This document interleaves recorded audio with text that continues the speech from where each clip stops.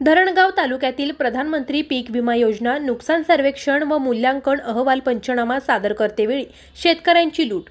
Oriental insurance कंपनीचे प्रतिनिधी व कर्मचारी यांनी धरणगाव तालुक्यात प्रधानमंत्री पीक विमा योजनेचा पंचनामा करण्यात येत असून नुकसानग्रस्त शेतकऱ्यांकडून प्रति लाभार्थी 300 ते 500 रुपये असा धडा सर्रासपणे सुरू केला आहे. 4 नावे असतील तर शेतकऱ्यांना मोजावे लागतात चक्क 1200 ते 2000 रुपये. तरी क्राईम इन्व्हेस्टिगेशन न्यूजचे प्रतिनिधी यांनी धरणगाव तालुका कृषी अधिकारी यांना फोन करून सर्व घटना कळवली असून सुद्धा त्यांनी पुढील कार्यवाही केली जाणार की नाही तसं ठोस उत्तर दिले नाही.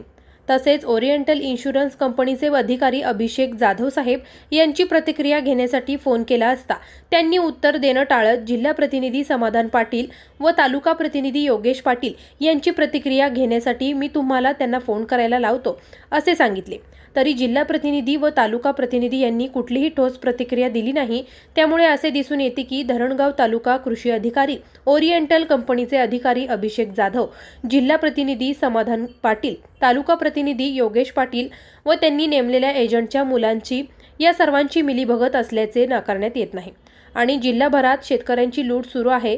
पत्रकार जर का सवाल जवाब करायला गेले तर शेतकऱ्यांना भडकवण्याचे काम हे पीक विमा कंपनीवाले करत असतात.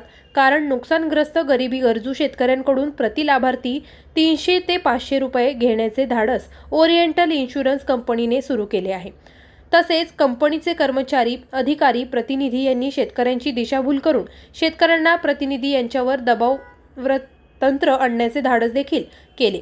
संबंधित बातमी प्रसारित झाल्यानंतर धरणगाव तालुका कृषी अधिकारी व जळगाव जिल्हा कृषी अधिकारी काय कारवाई करणार याकडे संपूर्ण तालुक्याचे लक्ष लागले आहे. तसेच गुन्हेगार आढळल्यास यांच्यावर कायदेशीर गुन्हे दाखल होतील का नाही हा मोठा प्रश्न आता सर्वसामान्य नागरिकांना उद्भवत आहे.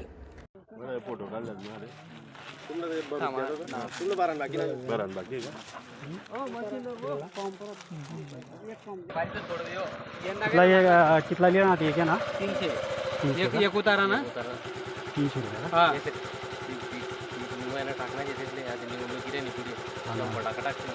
काल दिन करतो चला आज नाही काय करतो प्रत्येक शेतकरी हा प्रत्येक उतारा आले एक उतारा आली ती नव्हत्या पुन्हा या 4 उतारा आणि बिगा नका होत ना त्या